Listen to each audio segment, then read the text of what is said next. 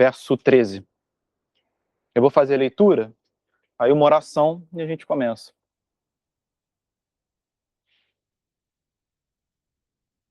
Então diz assim, vou ler o 11 e o 12 só para a gente poder lembrar do contexto que a gente está.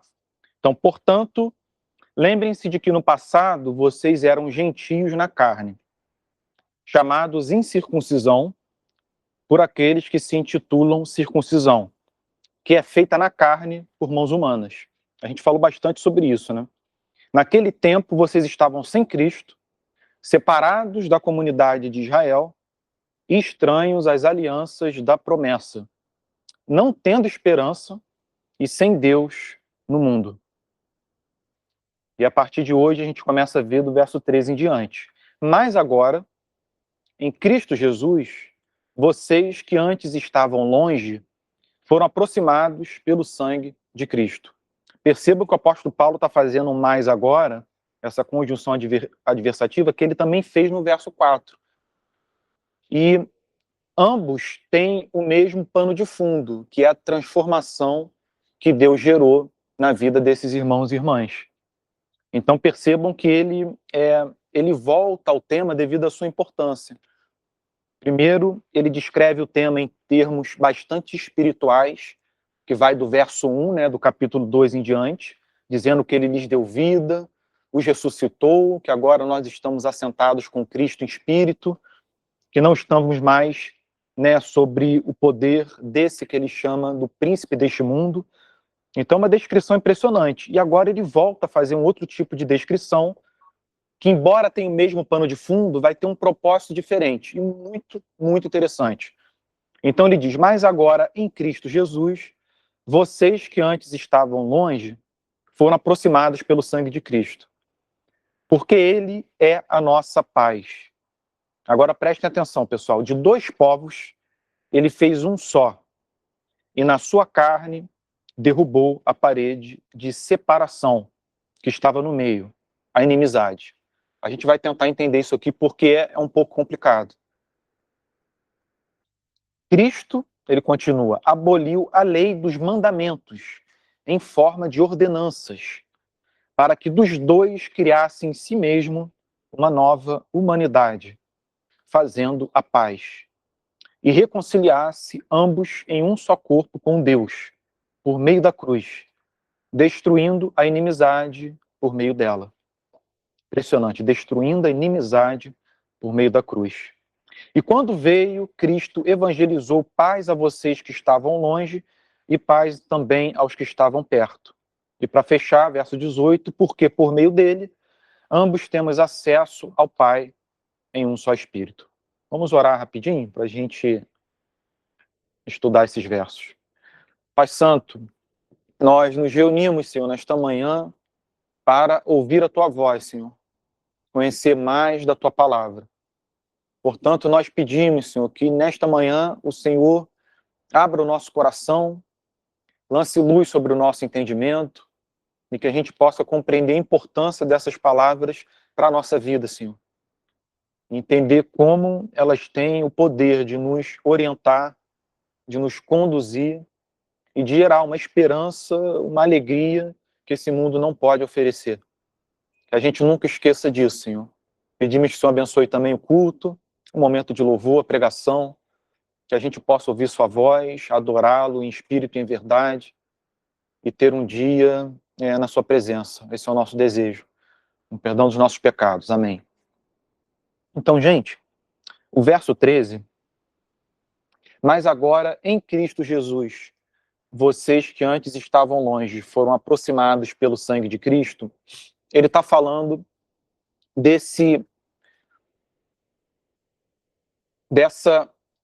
visão que o gentio tinha do povo judeu e que era de um abismo profundo entre os dois povos. Era uma distância que o gentio não se imaginava perto. Ele não fazia parte desse povo, das alianças que Deus fez com o povo, das promessas que Deus fez ao povo. Ele não fazia parte do povo dos profetas, do povo dos reis, como o rei Davi, rei Salomão. Imagina, você se sentir assim, dentro de um ambiente ou num recinto onde só tem pessoas, membros da mesma família, e você não faz parte, você não tem vínculo com eles, você não tem histórico nenhum, você é simplesmente um estranho. É isso. O gentio era isso. Só que aqui ele está dizendo que essa separação, ela nunca foi idealizada por Deus para ser uma separação definitiva. Bom dia, gente. Não era e nunca foi idealizada por Deus para ser... Perdão, gente, que tem alguém me ligando aqui, só um minutinho.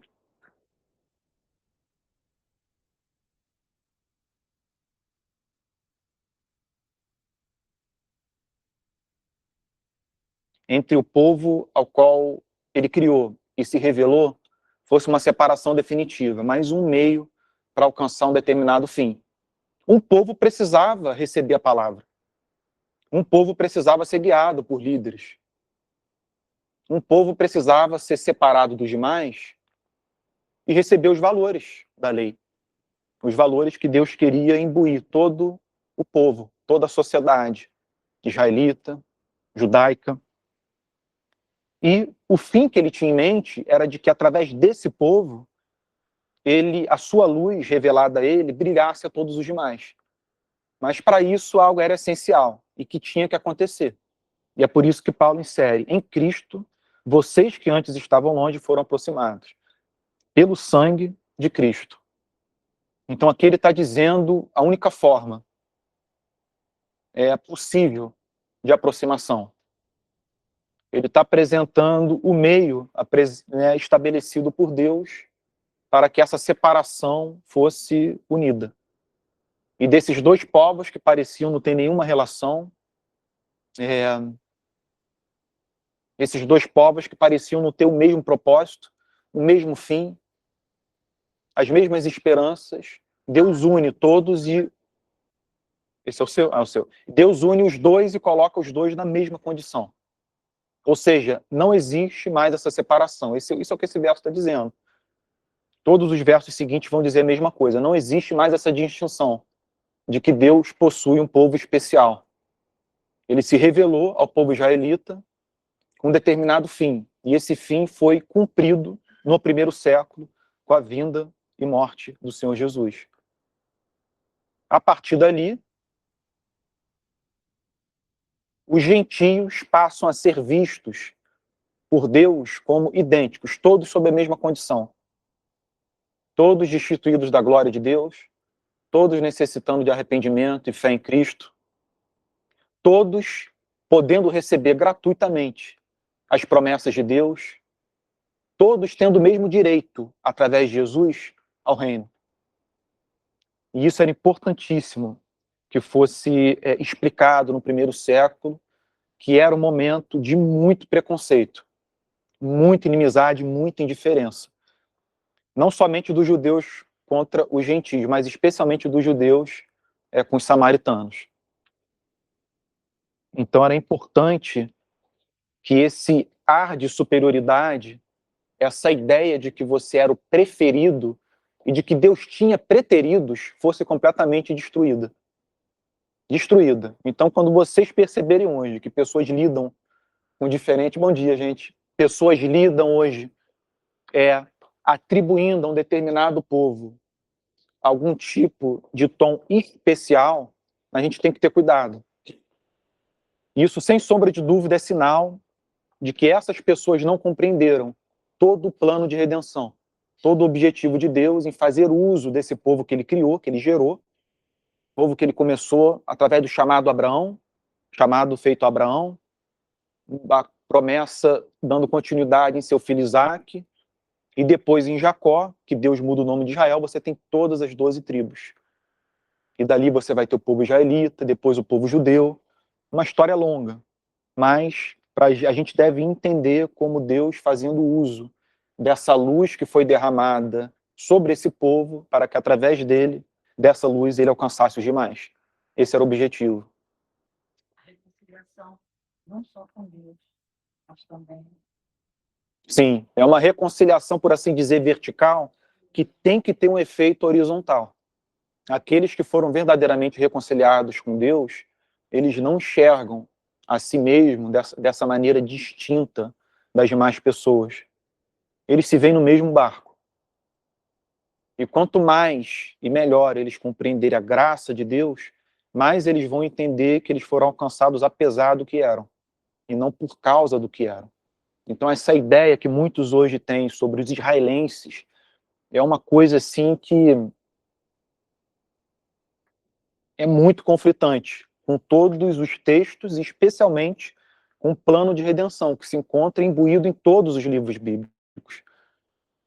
Todos os livros bíblicos. Então, mas agora, em Cristo Jesus, né, verso 13, vocês que antes estavam longe foram aproximados pelo sangue de Cristo. Aqui ele deixa evidente a razão, a causa. Qual foi a causa? Quais foram os seus efeitos? A causa foi a morte de Jesus. Essa união, essa reconciliação se deve a isso.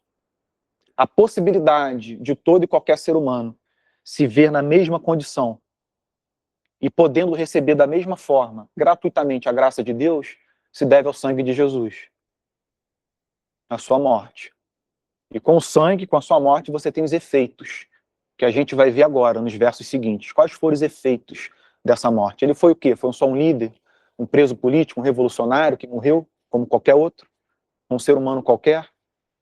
A Bíblia simplesmente ela não permite que você enxergue ou interprete Cristo dessa forma. O conteúdo, a natureza do conteúdo, especialmente dos evangelhos, em que a gente tem Mateus, Marcos, Lucas e João descrevendo a vida de Jesus e as suas pregações, é um conteúdo tal que só nos permite duas interpretações sobre Jesus. Não tem como ter uma terceira, por causa da natureza do conteúdo. Ou ele era um louco e megalomaníaco, completamente fora de si, ou ele era quem ele afirmou ser. Aqueles que evitam encarar a realidade desse texto de maneira honesta, o que o texto diz, são aqueles que buscam a via do meio, eliminar a tensão. Eles evitam o uso da dialética, de você pegar essas duas verdades conflitantes, de Cristo afirmando ser Deus, e ao mesmo tempo todos dizendo que ele também era homem, pois ele foi morto, ele foi torturado, ele sangrou, morreu, e depois ressuscitou. E muitos evitam de fazer essa dialética, de manter essas duas verdades juntas. Eles as separam. Então eles buscam dizer que é fruto da teologia, do estudo de gente fundamentalista que atribuiu algo a Jesus que ele não atribuiu a si mesmo. Então eles culpam as traduções, eles culpam diferentes épocas e gerações em que a interpretação se modificou, se desenvolveu, foi adulterada, a interpretação ela é falha, os autores também, é tudo subjetivo, tudo se dá, tudo tem que ser visto sobre a ótica da cultura da época, da geração da época, e você perde de vista esse fio condutor que existe na Escritura, que vai de Gênesis a Apocalipse, de que Jesus era o Filho de Deus. Quando esse fio condutor é perdido, tudo perde o valor. A Escritura não faz mais sentido, ela é um livro qualquer. Ela é um livro como outro qualquer. E isso é complicado, porque olha a natureza do que a gente está lendo nesse verso. Mas agora em Cristo Jesus, vocês que antes estavam longe foram aproximados pelo seu sangue. Sabe, que ser humano tem esse poder? Que ser humano tem esse direito? Se eu morrer, eu vou aproximar quem? Eu vou transformar a vida de quem? Aqui não, aqui o apóstolo Paulo está falando sobre uma morte que visava um determinado fim objetivo. Algo poderoso, uma transformação que haveria de ocorrer. E ele passa a descrever nos próximos versos. Olha o que ele diz. Porque ele é a nossa paz. Porque ele é a nossa paz. O que ele está dizendo é que a paz verdadeira e duradoura, ela tem um fundamento. Ela tem uma causa principal, uma origem, uma fonte de onde corre todos os rios. Sem isso, não existe verdadeira paz. É o que ele está dizendo. Ou seja, ele liga de uma maneira inseparável a paz do ser humano à pessoa de Jesus e a sua morte. Por quê? A gente só pode ter paz devido ou através da morte de Jesus e seus efeitos. Alguém poderia me perguntar. Porque a Bíblia diz que o ser humano foi separado do seu Criador. Ele não o reconhece mais, ele não se encanta por ele não vê beleza nele. A Bíblia diz que ele é indesculpável porque a criação, ela apresenta uma beleza tão minuciosa e evidente que o ser humano, ele sabe que tem uma mente, existe algo pessoal por trás da criação. A criação, ela deixa as suas digitais, as suas pegadas, e você pode, através dela, chegar à conclusão lógica, coerente, de que existe uma pessoa, uma mente, por trás de tudo que foi feito. No seu íntimo, sabe, o ser humano sente isso. Contudo, ele não consegue alcançar. Ele é cego para a visão dessa pessoa. Ele não consegue identificar o amor desse ser, desse Deus, pela sua própria vida. Ele não consegue identificar que a beleza vista na criação, no nascer do sol, no pôr do sol, nas aves pairando no céu, no oceano. Quando você para na praia e olha, você não vê sua extensão. Imagina, pensar na quantidade de água, seres vivos que existem ali dentro. E a Bíblia afirmando consistentemente de que tudo é sustentado pelo poder desse Deus. O ser humano, ele reflete sobre essas coisas, mas assim como os filósofos do passado, ele não consegue chegar a uma conclusão razoável, harmônica.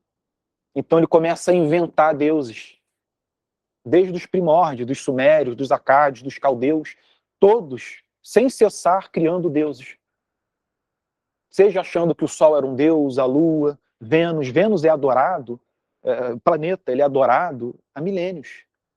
Porque é o ponto brilhante que aparece quando escurece, é o primeiro que aparece, é Vênus, depois da Lua. Quando o Sol se põe, a primeira estrela, né, o primeiro brilho que você vê é Vênus. E Vênus foi adorado durante milênios, porque os seres humanos entendiam que era um deus. E não somente isso, os seres humanos adoraram a chuva, adoraram o solo, adoraram os animais, como os egípcios, forjaram deuses à sua imagem e semelhança, como os gregos. Os romanos adotaram todos os deuses gregos, renomearam eles e adoraram eles. Tudo isso que a gente vê em cinema, Thor, Odin, isso tudo eram deuses que eram adorados. Hoje a gente entende como desenho animado, ficção, aventura, fantasia, mas naquela época era uma religião. Então isso está incutido em nós. Nós precisamos, não é porque isso é fruto da ignorância, da falta de conhecimento, da falta de instrução, de um tempo em que você ainda não tinha civilização. Não. Isso é uma evidência de que o ser humano foi criado à imagem e semelhança de um Deus. Mas que devido a essa separação, devido a ele ter sido completamente alienado da comunhão com esse Deus, do encanto por esse Deus, do conhecimento do caráter desse Deus, ele se perde numa busca por algo que ele desconhece. Foi algo que o apóstolo Paulo notou em Atenas, quando ele foi pregar nessa cidade que no primeiro século, assim como em muitos outros, era uma das mais importantes, o coração da filosofia da Grécia, Atenas. E Paulo vai para lá e fica perturbado com a quantidade de deuses que eram adorados nessa cidade. Estátuas para todo lado. Tudo quanto é tipo de Deus. Sem falar nas filosofias, ou correntes filosóficas que também se encontravam difundidas por toda a Grécia. E Paulo, vendo aquilo tudo, ele fica perturbado. Ele fica triste por ver pessoas como que cegas, tateando, tentando encontrar o Senhor. E ele encontra uma estátua com uma inscrição dizendo ao Deus desconhecido. Aí ele fala, é isso, eu vou pegar isso, vou fazer uso para minha pregação. Aí ele começa a pregar e diz, olha, o Deus que vocês buscam sem conhecer é esse que eu tenho a apresentar a vocês. E ele começa a pregar. Ele começa a falar sobre Cristo. Alguns o têm como um louco, não dão crédito algum nas palavras dele, outros falam que vão ouvir no outro dia, mas um grupo específico ali se converte. Entende que o que ele estava falando não era palavras vazias, sem sentido, mas que pareciam estar carregadas de verdade, de sinceridade. E é isso que a pregação tem que comunicar, esse tipo de verdade, de sinceridade, que não necessariamente vai convencer a razão de maneira imediata, mas vai lançar a semente da reflexão. No seu íntimo você vai pensar, isso não é loucura, isso faz sentido. Eu posso não compreender tudo, mas no meu íntimo alguma coisa se comunica com essa mensagem e diz para eu atribuir crédito a ela, de alguma forma. Foi isso que aconteceu em Atenas. Então, perdão pela digressão, mas é o que Paulo diz, porque ele é a nossa paz, verso 14.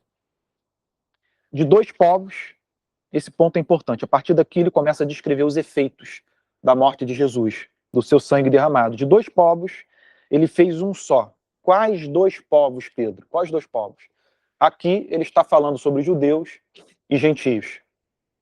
Quem são os judeus? Todos aqueles descendentes de uma das 12 tribos de Israel. Esses são os judeus. Quem são os gentios? Todos os que não são judeus. Ele está falando de toda a humanidade. Ele está falando de dois povos. O primeiro povo, aquele ao qual Deus se revelou. O segundo povo, todos os demais que ouviram a mensagem revelada a esse povo. Esses são os dois povos. E olha o que ele começa a dizer. De dois povos ele fez um só. E na sua carne derrubou a parede de separação que estava no meio, a inimizade. Mas, Pedro, a inimizade de judeus com gentios é uma coisa muito específica, sabe? É concernente ali, aquele território do Oriente Médio, aqueles 250 quilômetros que vão desde a Síria aos desertos da Arábia, beirando o mar Mediterrâneo, é aquilo ali, aquilo está concentrado ali. Que relação isso tem com o planeta? Que relação? Essa é uma excelente pergunta que eu estou fazendo a mim mesmo, por quê? Porque a gente não deve limitar o que ele está falando, única e exclusivamente, ao que aconteceu nesse espaço geográfico, e que dizia respeito somente aos judeus e aos gentios, mas algo que se estende a todo ser humano. Ele começa o raciocínio a partir desse ponto, porque tem que ser a partir dali que o raciocínio começa, a partir do povo ao qual a luz foi derramada, o povo que recebeu a revelação. Contudo, tem que ter implicações no que ele está dizendo para todos os demais povos, que não têm a mínima relação com os judeus, que não sabem o que é gentio. Então, percebam, ele está dizendo que desses dois povos, judeus e gentios, Cristo, através da sua morte, do seu poder, os reconciliou. Ele derrubou a parede de separação que havia entre um povo que recebeu as promessas, as profecias e que recebeu a aliança de Deus, e os povos que pareciam ter sido esquecidos. O que ele está dizendo é que agora, dessas duas percepções de vida ou de humanidade, você tem uma única coisa. Deus fez uso de um povo e esse uso foi completo. O objetivo foi alcançado. O evangelho agora diz respeito a toda a humanidade. Agora, a essa inimizade, essa barreira de separação que Paulo está falando sobre os judeus e gentios, ela é algo muito mais profundo e que diz respeito a um preconceito, a uma incapacidade de se relacionar que foi solucionada através de Jesus. Porque esses povos que não se imaginavam mais juntos, porque o judeu se via como superior, por ser o povo da promessa, agora eles podiam viver em comunhão. Eles podiam se enxergar como iguais. Essa rivalidade, esse preconceito, esse ar de superioridade moral cessou. Ou seja, o que ele está dizendo aqui vai além de valores étnicos, culturais.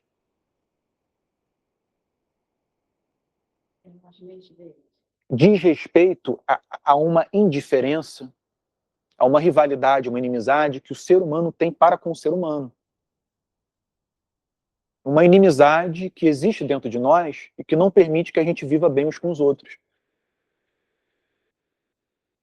O que ele está dizendo é que através de Jesus, assim como os judeus e os gentios puderam ser reconciliados, agora todo ser humano pode enxergar o outro com uma condescendência terna, com misericórdia. Ele pode enxergá-lo como um irmão, alguém que foi criado à imagem e semelhança de Deus, pelo próprio Deus. Alguém a quem Deus ama. E quando ele diz que Cristo é a nossa paz e que isso só foi possível através do sangue de Jesus, o que ele está dizendo é que aquilo que Deus apresenta no segundo mandamento, amarás o teu próximo como você ama a ti mesmo, só é possível por causa disso. Você só pode ter o amor pelo seu próximo, o respeito, a misericórdia, honrá-lo como você gostaria de ser honrado, amado, respeitado, por causa disso que Cristo fez. Sem isso, o ser humano vai viver uma vida sem fim de guerras, de exploração. de ódio, de escravização, de ambição, de desigualdade. Hã? Competição. Competição também.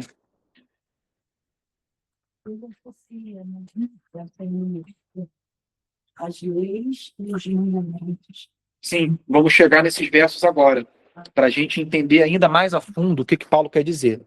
Então, mas agora em Cristo Jesus, vocês que antes estavam longe foram aproximados pelo sangue de Cristo, porque ele é a nossa paz. De dois povos, ele fez um só.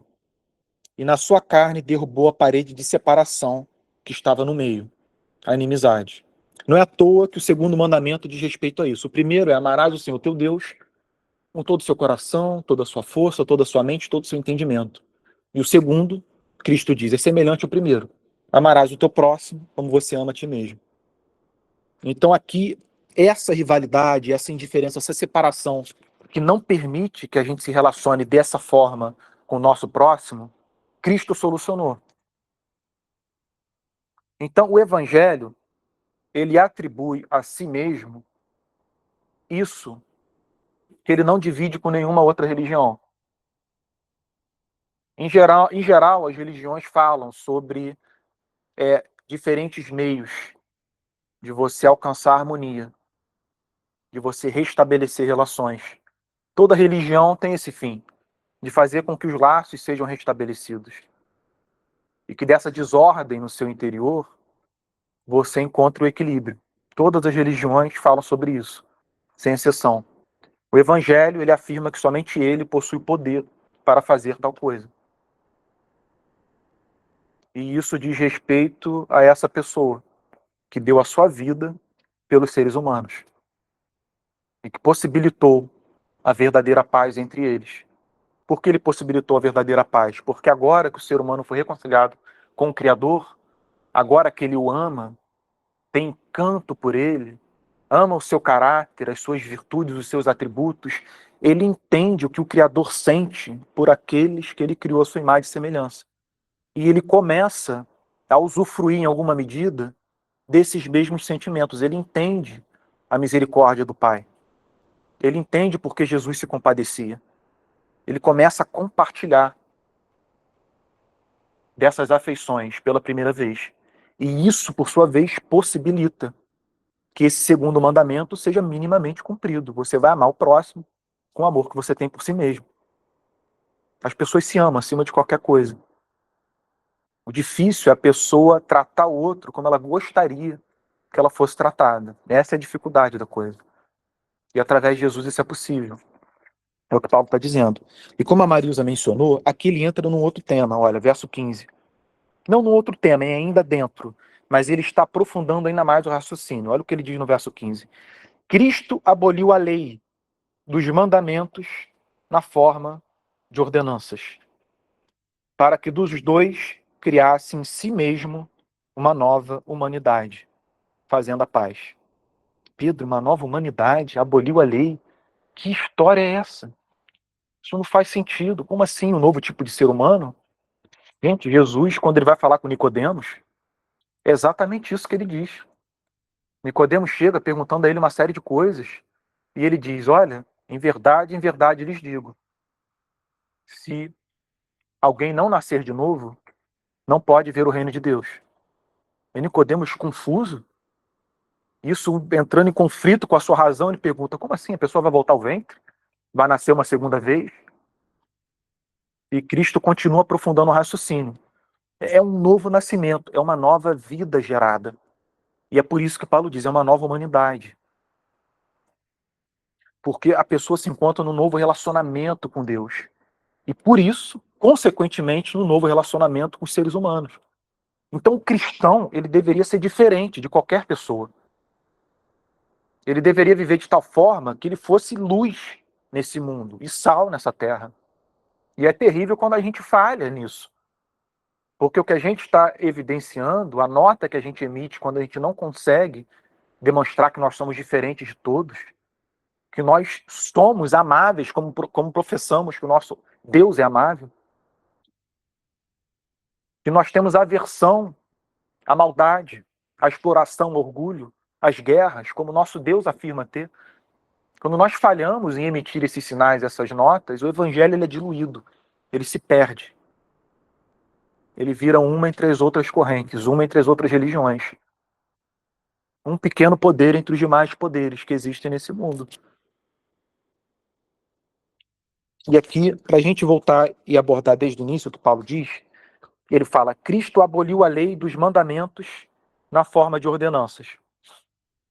O que ele está falando? Para que dos dois criasse em si mesmo uma nova humanidade. Em primeiro lugar, a gente deve entender o que a lei almejou fazer no Antigo Testamento. Porque a lei é extensa. Você tem os 10 mandamentos, você tem uma série de leis que tem uma conotação ou uma natureza estritamente moral. Você tem uma série de leis que diziam respeito a cerimônias, ou seja, leis cerimoniais, como você deveria cultuar, como o culto deveria ser feito, como o tabernáculo deveria ser construído, como a expiação deveria ser feita, passo a passo, bem detalhado, minuciosamente. E você tem as leis civis, que diziam respeito à construção daquela sociedade, a sociedade hebreia. Aquele início daquela pequena civilização do povo de Deus. Então você tem esses 3 tipos de leis no Antigo Testamento. E quando ele diz que Cristo aboliu a lei, e que isso permite agora a comunhão entre esses 2 povos, ele está falando, obviamente, e diretamente sobre essas leis cerimoniais, civis, que diziam respeito ao povo judeu. E que agora, por terem sido abolidas, os gentios poderiam participar. Essas leis não são mais necessárias. Contudo, a gente pode pegar desse gancho algo mais profundo e fazer uma aplicação da lei que permanece. A lei de natureza moral, essa que começa pelos 2 grandes mandamentos. E por que a gente deve entender que essa lei, Cristo deu uma solução a ela? No sentido de que essa lei em formato de ordenança, como diz Paulo, ela foi cumprida ou abolida, ela cessou, possibilitando a paz. Por quê? Porque Cristo cumpriu isso que Deus exige de nós. Uma vida de amor. Amor a Ele e amor ao próximo. Cristo cumpriu. E por Ele ter cumprido, hoje nós podemos viver em paz. Por que nós podemos viver em paz? Porque Deus lida com aqueles que dão crédito ao seu Filho, que têm fé no seu Filho, que amam o seu Filho, como pessoas que foram justificadas. Elas não devem mais uma vida de amor perfeito. Elas vão continuar pecando, falhando, e vão se arrepender. E o crédito o mérito dessas pessoas não diz respeito à sua vida, à sua performance, mas aquilo que Jesus fez por elas. Elas são vistas através da justiça, da roupa de Jesus. Elas são vistas através da vida de Jesus, por Deus. E isso possibilitou a paz. Então perceba a profundidade, a expansão do argumento de Paulo. Ele está falando, sim, de uma maneira imediata, sobre essas leis que diziam respeito a valores étnicos e culturais. Algo que remontava a um período específico. Contudo, como nós devemos entender que o que Cristo alcançou, ele alcançou para toda a humanidade, para todo aquele que se arrepender e crer e tiver fé, a gente precisa acompanhar o apóstolo Paulo na expansão do seu raciocínio. Porque quando ele começa a falar da lei abolida, dos mandamentos na forma de ordenança, para que dos 2 criasse uma nova humanidade, ele está aprofundando demais o raciocínio. Ele está saindo desse âmbito geográfico, étnico, cultural, e está indo para algo universal, que diz respeito a toda e qualquer geração. Então, a essência do Evangelho, daquilo que Cristo conquistou para nós, diz respeito ao fato de que nós, por termos sido criados à imagem e semelhança de Deus, e sermos sustentados dia após dia, hora após hora, segundo após segundo, por Deus, nós devemos a Ele a nossa vida. O nosso amor era para nós vivermos para a sua glória. era para as nossas afeições não se encontrarem divididas entre a nossa própria glória e a glória de Deus. Entre murmurações, reclamações, ingratidão e gratidão a Deus. Era para ser algo estabelecido, fixo, íntegro, idôneo, e não é. Nós somos uma mistura de luz e trevas, bode e ovelha. E isso tudo por causa do pecado. O que Cristo fez foi, no nosso lugar e em nosso favor, viver essa vida que Deus exige das criaturas racionais que ele criou à sua imagem e semelhança, e que são morais. Elas têm valores incutidos que foram imbuídos no seu ser. E isso é comum a todos os povos, de todas as raças e nações. A nossa consciência, ela emite esses sinais. Quando nós erramos, ela nos acusa. Quando nós acertamos, ela nos elogia. Dá um tapa nas nossas costas e a gente se sente bem. Isso tudo é porque a consciência, ela tem essa ligação inseparável com esses valores que Deus inseriu em nosso coração. Então, no nosso íntimo, nós sabemos o que é bom. A consciência diz. E nós sabemos o que é errado. A consciência alerta. E ela sempre haverá de alertar. Isso acontece com aqueles parceiros de noite, que tem escurecimento. A relação da consciência? Não, com todo e qualquer ser humano. Todo e qualquer ser humano. Paulo vai falar sobre isso em Romanos, Marilza, quando ele diz que os gentios, quando eles dão evidências de que eles respeitam, admiram valores, né, que o povo hebreu recebeu da parte de Deus, os seus mandamentos, quando os gentios consentem com esses valores e com as leis, eles estão evidenciando que Deus inseriu essa lei no coração de todos. A forma que a gente deve interpretar a lei de Deus é como um script passado a atores no filme. Essa é a forma que nós devemos entender a lei de Deus. A lei de Deus, ela não é um meio para a gente se salvar. Ela é um script do que a gente deveria ser, fazer, e que a gente não faz. Nós somos atores e coadjuvantes que vivemos no filme e nós não seguimos o script. É isso. Cristo veio e, em nosso favor, cumpriu todo o script. Essa é uma metáfora que ajuda a compreender. Então, por isso que o apóstolo Paulo diz, Cristo aboliu a lei dos mandamentos na forma de ordenanças. Aboliu em quem? Na sua pessoa, pois ele cumpriu. O sentido de abolir não é que a lei não existe mais, que ela não tem mais relação conosco. O sentido de abolir é abolir as exigências. A lei, ela continua existindo, ela é perfeita, ela é agradável, o problema está em nós. Nós não conseguimos cumpri-la. Quando Paulo diz que Cristo aboliu, ele está dizendo, ele aboliu aquilo que ela exige. Ela não tem mais esse direito, porque Cristo cumpriu em nosso favor. Ele não somente viveu a vida que nós não conseguimos viver, ele pagou o preço por nós não termos conseguido viver. Esse que é o ponto. E com isso a lei foi saciada, cumprida. E ela não pode mais exigir do povo de Deus essa perfeição. O que significa? Que de todos os demais que recusaram esse meio de salvação que o Pai apresentou através de seu Filho, a lei exigirá uma vida de perfeição. Todos. Quando a Bíblia fala sobre o juízo final, ela não vai apresentar Deus exigindo do ser humano uma vida relativamente superior ao dos seus contemporâneos. Deus não vai exigir que você seja melhor que o assassino, que o estuprador, que o traficante, que o político policial corrupto, não. Ele vai colocar a lei diante de todos. Esse vai ser o espelho. O nosso problema, geralmente, é que a gente compara a ideia de virtude, a concepção de justiça, fazendo comparações uns com os outros, quando nós deveríamos fazer estritamente, unicamente com a lei. O problema não é que uma pessoa cai em pecado e adultera e trai a sua esposa. O problema não é esse. Isso é grave. O problema é que Cristo diz que aquele que no seu coração, no seu íntimo, desejou, cobiçou a mulher do próximo, aos olhos de Deus, já pecou com ela. Então, esse é o espelho que vai ser mostrado no juízo, que a Bíblia tanto fala. Não é que Deus vai pegar pessoas e compará-las umas com as outras. Ele vai pegar cada pessoa e comparar cada pessoa com a lei. Uns foram muito mais longe, é evidente.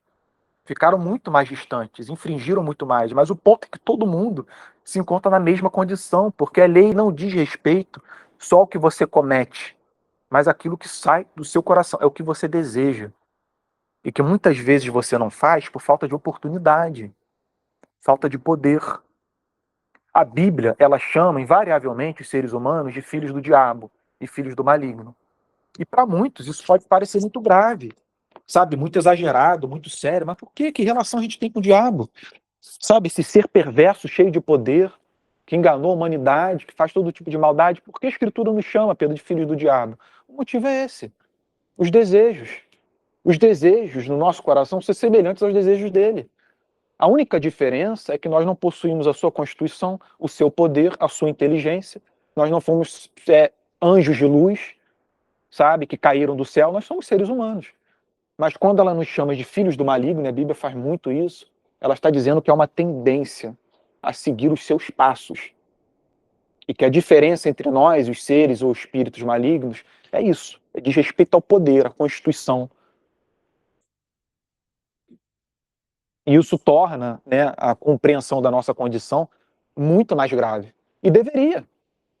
Porque sem essa compreensão, Jesus não faz sentido. Quem vai desejar Jesus não compreendendo essas verdades sobre si? Jesus não é necessário. Jesus ele só vai ser remédio para quem sabe que a sua doença é mortal. Ele só vai ser salvador para quem sabe que está perdido. Ele só vai ser o perdão em pessoa de pecados para quem sente a condenação. Senão, não tem sentido. Não tem o menor sentido. E é por isso que tanta gente lida com ele dessa forma meramente humana. Sabe? Dessa forma vaga. Onde está, sabe? Os seus valores que ele apresentou são ótimos. A gente tem que seguir realmente seus passos. Ele falou sobre o amor como ninguém. Não é isso. Não é isso. Isso não é você ver necessidade em Jesus.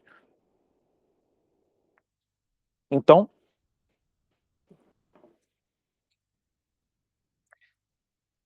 porque ele é nossa paz, de dois povos ele fez um só, e na sua carne derrubou a parede de separação que estava no meio, a inimizade. Ele continua, Cristo aboliu a lei dos mandamentos na forma de ordenanças, para que dos dois criasse em si mesmo uma nova humanidade, fazendo a paz. Olha o verso 16. E reconciliasse ambos em um só corpo com Deus. E reconciliasse ambos em um só corpo com Deus, por meio da cruz, destruindo a inimizade por meio dela.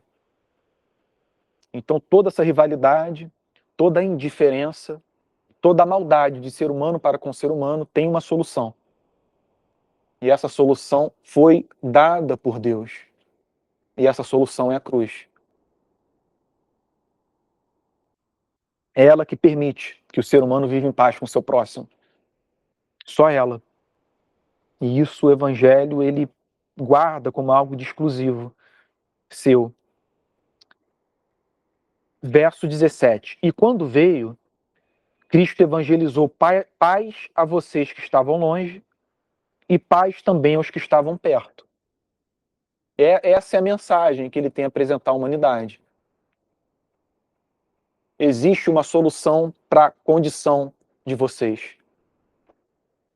Para a situação em que vocês encontram. Que situação? Guerras sem fim. Sangue derramado, desde Caim matando Abel até hoje. O ser humano não para de matar o ser humano. O Evangelho veio comunicar paz. Uma paz que pode dar fim a essa maldade. Por isso que ele diz, ele comunicou paz aos que estavam perto e aos que estavam longe. Apresentando uma possibilidade para que dessa rivalidade diabólica, de um querendo matar o outro, o ser humano possa pela primeira vez amar o próximo, o amor que ele tem por si mesmo. Pois ele foi reconciliado com seu Criador. Ele se encontra em comunhão com seu Criador. Ele recebeu vida do Criador. E por ter recebido isso, ele consegue manifestar agora essas características, mesmo que num nível menor, numa medida muito menor. A gente consegue viver em alguma medida como Jesus viveu. Quem não consegue, demonstra não ter recebido vida da parte dele. Então, e quando veio, Cristo evangelizou paz a vocês que estavam longe e paz também aos que estavam perto. Por que evangelizou aos que estavam perto? Por que trouxe paz? Pedro, eles já não são povo que ouve a promessa, eles já não são povo dos profetas, dos reis, por que Cristo teve que evangelizar paz a eles? Porque eles também se encontravam perdidos.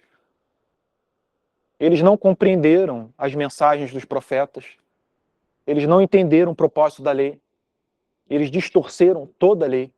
Em vez de verem e enxergarem a lei como um espelho de suas almas, que os condenava e apresentava Jesus como remédio, eles entenderam que a lei os defendia, que a lei era para ser apresentada por eles como mérito e de diferenciação deles como povo dos demais. Eles são muito superiores.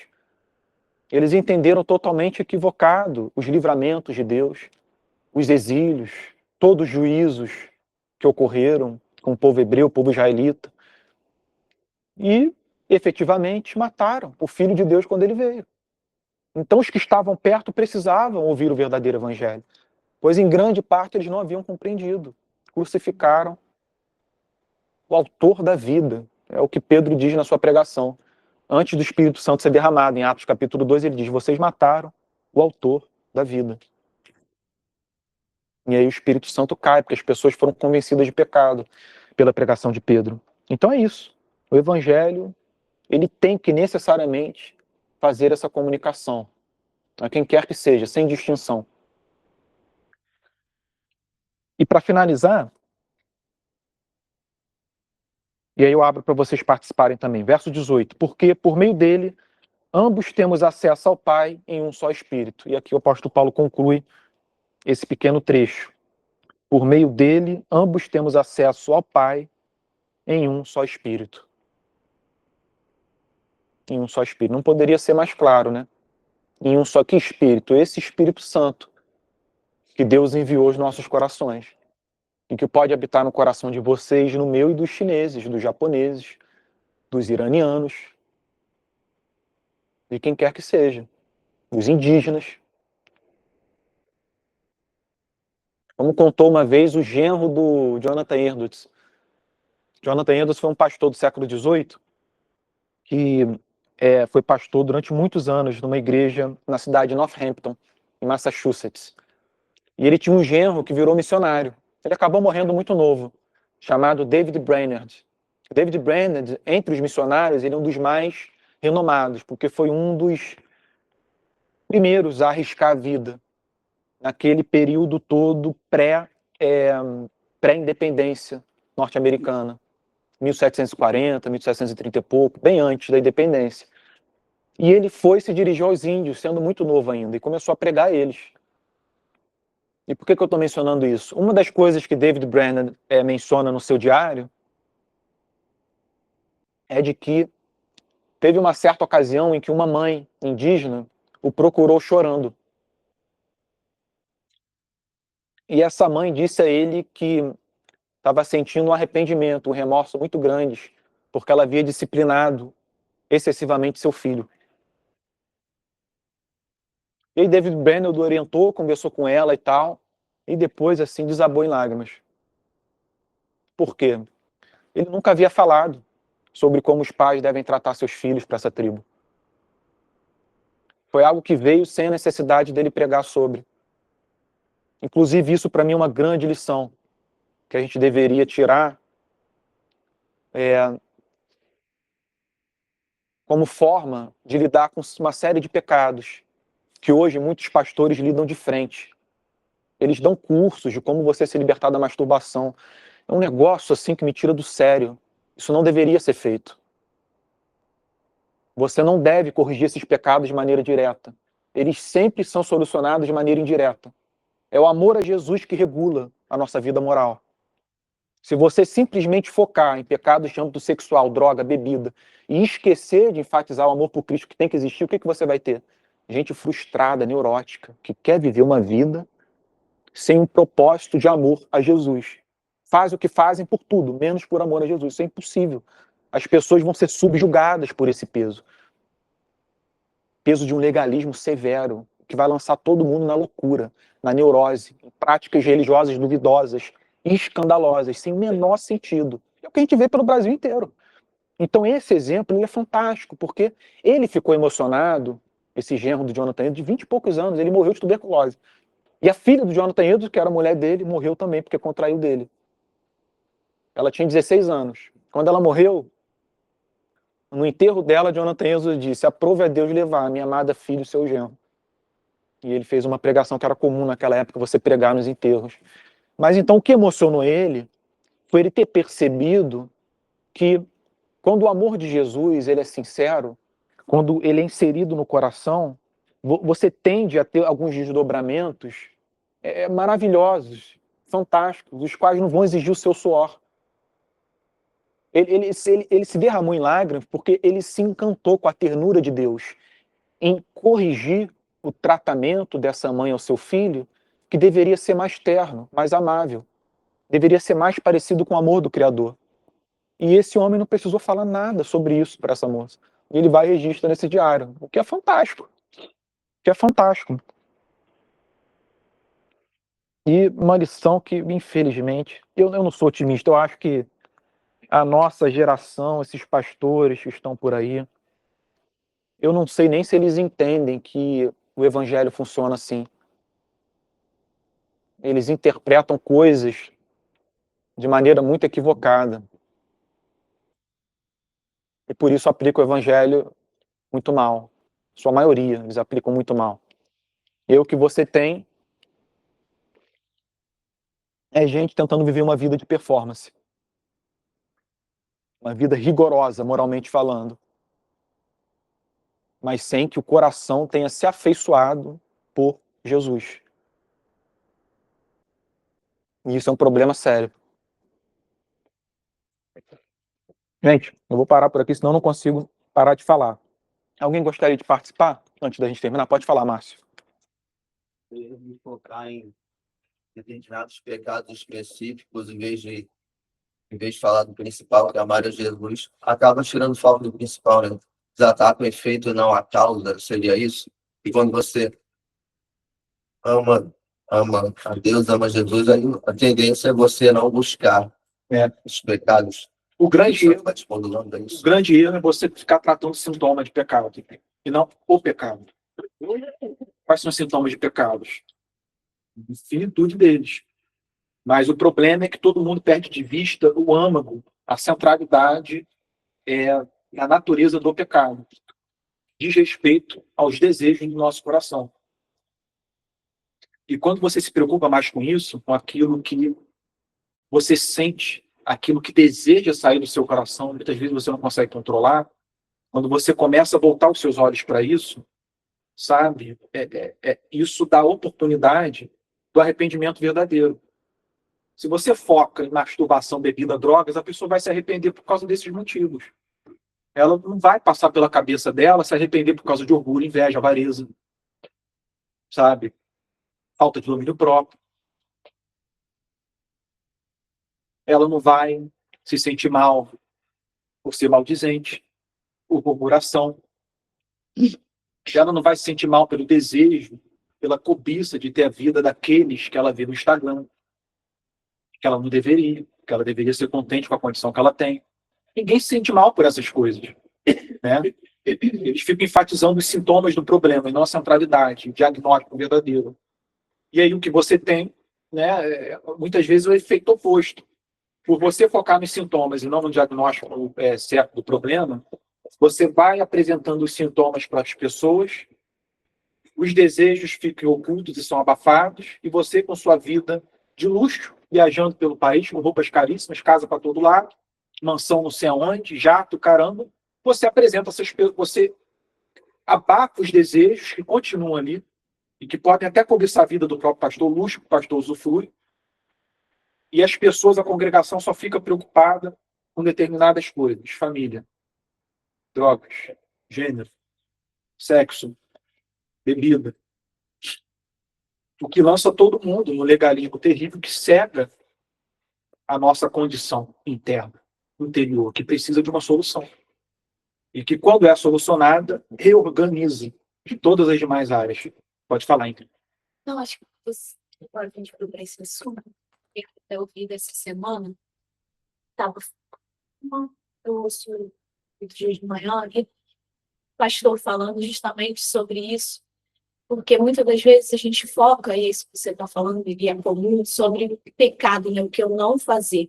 Até porque eu achei muito legal, que ele até fez um parâmetro a ordem de Deus lá em Gênesis sobre o que comer. E ele começa, não começou falando não como, ele começou falando como de todas as árvores. Então ele fez um paralelo com a gente focar no que é bom, que foi exatamente essa pregação. Ele focou pregando para os indígenas ali no ambiente, do amor, do que fazer, do que dessa maravilha. E aí pouco espaço vai sobrando para o outro, porque aí o Espírito Santo vai convencendo. Então, eu achei, né, foi uma reflexão que você trouxe também, que eu achei bem interessante. Então, a gente se alimenta tanto desse amor, dessa gratidão, dessas coisas boas, que fica pouco espaço para o que não vale.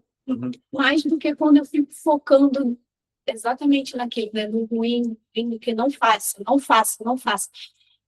Mas é tão mais satisfeito quando a gente foca no faça. Isso convence, né, consequentemente, do resto. Eu lembrei, achei interessante. Sim, sim. Essa, inclusive, era uma característica, esse estilo de pregação, que buscava enfatizar mais o problema em nosso interior, do nosso coração, dos nossos desejos, era muito mais comum no passado. A coisa foi passando por uma mutação com o passar do tempo, se transformou em algo muito legalista. E muitos dos motivos que a gente poderia encontrar por isso, né? Um deles é a própria falta de conhecimento sobre a natureza humana. Muita gente desconhece o que é a natureza humana. Sabe? Não conhece o que é o coração humano. E quão corrupto, inclinado ao mal ele é. E por não conhecer, acaba sendo vítima de um reducionismo, sabe, moral. E não entendendo a profundidade do problema. A falta de contato com a escritura também a gente poderia mencionar. As pessoas não conhecem a Bíblia, elas não leem. Elas não leem. As pessoas fazem muitas outras coisas ao longo do dia e não lê a escritura. E esse também é um problema. Elas têm preguiça. O nosso país, as obras teológicas do passado e que passaram, por assim dizer, um crivo de que foram especiais. Obras boas, verdadeiramente boas. Obras que transformaram a vida de um mar de pessoas. Você tem biografia, um monte de testemunho de gente falando que foi transformado por certos livros e obras. Você não tem esse apreço hoje. As pessoas, elas se alimentam muito do que faz parte do seu tempo, da sua geração. Esse foi um problema que C.S. Lewis viu no século XX. Você pega um livro dele chamado Como Escrever Bem, e ele vai falar sobre literatura e tal. E uma das advertências que ele faz ao leitor é o seguinte: vocês que são leitores, ele chama de incautos, iniciantes, amadores, ele fala. Pessoas que não têm o hábito da leitura há muito tempo. São pessoas que estão mais sujeitas a cair nesse período, de ter uma dieta estritamente contemporânea. Aí ele diz o motivo dos perigos. Ele fala, olha, o motivo dos perigos é que as obras que foram escritas ao longo da história, invariavelmente, elas passam por um crivo, por um teste. E todo esse grande acervo de obras cristãs, durante o tempo, 1, 2, 3 séculos, alguns foram reputados como lixo, depois de certo tempo. Na sua geração, não, mas depois foi. E ele diz que o leitor amador, invariavelmente, ele se alimenta só daquilo que é do seu tempo, que é contemporâneo a ele, não levando em conta que a próxima geração pode lançar um olhar sobre aquilo e dizer, isso é um lixo. Vocês estavam cegos, vocês não viram a verdade. E isso aconteceu ao longo de muitos séculos, em que obras que foram renomadas na época, depois elas passaram por uma espécie de crivo de consciência. Uma espécie assim, todo esse acervo, ele passou por uma espécie de teste geracional. E muito do que parecia ser ouro não era. E outras obras que talvez na geração não fizeram tanto sucesso, hoje fazem. Muito. Né? O próprio C.S. Lewis, gente, o sucesso do C.S. Lewis hoje não tem como ser comparado ao pouco que era no seu tempo. É incomparável. Eu tenho certeza, ele nunca poderia imaginar o sucesso que os seus livros fariam. E a maioria dos autores foi isso. A maioria dos bons autores. O sucesso deles se transformou maior com o tempo. E, invariavelmente, obras ruins acontecem o mesmo. não o sucesso, mas o oposto. Né? O descrédito ele vai crescendo, a preocupação, a crítica. Né? E nesse sentido, né, eu acho que o nosso país, voltando ao ponto, o nosso país ele não sabe reconhecer e apreciar boas obras. Ele se alimenta muito de coisas que estão surgindo agora na nossa geração, que a gente não sabe como gerações futuras vão lidar. Tome, por exemplo, toda essa concepção positivista e triunfalista, que muitas vezes é derivada da psicologia. Se você pegar psicólogos hoje, eles vão dizer, olha, nos últimos 30 anos a psicologia foi revolucionada. Ela mudou. Ela é outra coisa hoje. Hoje a psicologia ela se relaciona e dialoga com inúmeras matérias. Finança, economia, tudo. Política, psicologia está em tudo. E muita gente deriva da psicologia coisas estritamente positivistas. Chega a ser assim, às vezes é tóxico, porque é tão positivista que vira uma coisa vazia. Né? Aí eu pergunto, isso que está em voga hoje, que é você evitar tudo que é negativo, tudo que é prejudicial, tudo que pode gerar trauma, tudo que pode fazer você se sentir mal. Eu pergunto, o que a próxima geração vai achar disso? Porque a saúde da nossa sociedade ela não está melhorando por causa dessa corrente. Não está. O número de pessoas que vão ao psicólogo, psiquiatra, só aumenta. Então tem alguma coisa errada. Se as correntes estabelecidas na nossa geração estão produzindo isso, tem alguma coisa errada com essas correntes. E isso é algo que nós, na nossa geração, simplesmente não vemos, porque está todo mundo sob o mesmo efeito. E o que C.S. Lewis diz é isso. Outras gerações vão lançar luz sobre isso, de fora. Eles vão olhar de fora, não estando sujeitos aos efeitos que vocês estiveram. Vão dizer, vocês erraram. Nisso, nisso, nisso. Vocês erraram. E isso e essa geração também pode ser vítima desse mesmo problema. Sabe? Que vai receber a luz de uma outra geração no futuro. Então, C.S. Lewis, a recomendação dele para leitores é o seguinte: leia as obras que passaram pelo crivo do acervo cristão. Ele diz, leiam obras antigas. Cuidado com dietas contemporâneas. Esse escritor que é quase que uma unanimidade, todo mundo ama ele, né? E essa foi uma recomendação dele, que para alguns é até radical, mas era uma preocupação que ele tinha. Ele percebia isso no seu tempo. Né? Era um problema.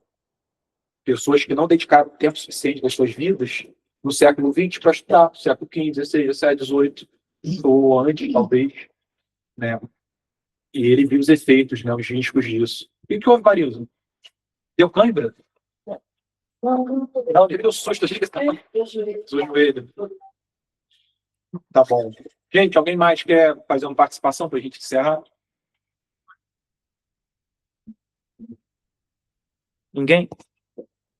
Bem, então vamos encerrar, que a gente tem um café ali para tomar. Eu só queria agradecer a presença de vocês em casa, vocês aqui, a sala está cheia, ambas as salas estão cheias, e a gente vai retomar na semana que vem do verso 19 em diante. E eu acredito que a gente entre no capítulo 3, semana que vem, então a gente vai chegar na metade da epístola já, depois de uns 3 ou 4 meses, né? Então é isso, pessoal. Muito obrigado pela participação, pela presença, e que Deus abençoe também o culto, e que vocês se sintam edificados com a pregação, com o momento de adoração, tá bom? E Aninha, obrigado por ter gravado a aula também, como sempre. Um beijo, gente, um abraço.